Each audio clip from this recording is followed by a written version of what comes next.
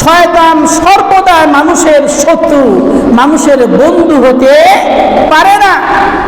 আল্লাহ রাব্বুল আলামিন সূরা ফাতিরের 6 নম্বর আয়াতে বলছেন, ইন্নাশ শাইতানা লাকুম আদুউন ফাত্তাখিযুহু আদুওয়া।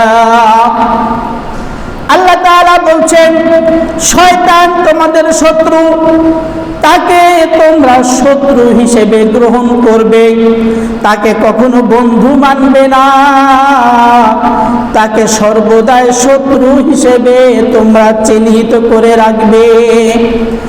ইন্নামা ইয়াদউ হিসবাহু লিয়াকুনু মিন আসহাবিস সাঈর। সে কেবল তার সাথীদের জাহান্নামের আগুনের দিকে নেওয়ার চেষ্টা করে। শয়তান সর্বদাই মানুষকে কোথায় নিয়ে যাওয়ার চেষ্টা করে? জাহান্নামে। কোথায়? জাহান্নামে নিয়ে যাওয়ার চেষ্টা করে। শয়তান আল্লাহ তাআলাকে বলেছিল, হে আল্লাহ, আনা খায়রুম মিন খলাকতানি মিন নারিন ওয়া খলাকতাহু মিন তিন। আমি হলাম আগুনের তৈরি, আমি আদমের চাইতে ভালো, আমি আদমের চাইতে উত্তম।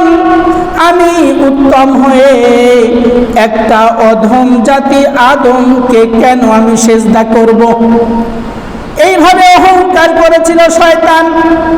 এই জন্য যুগে যুগে মানুষকে শিরকের মতো গুনার মাধ্যমে এই শয়তান আল্লাহর বান্দাকে জাহান্নামের দিকে নিয়ে যাবে।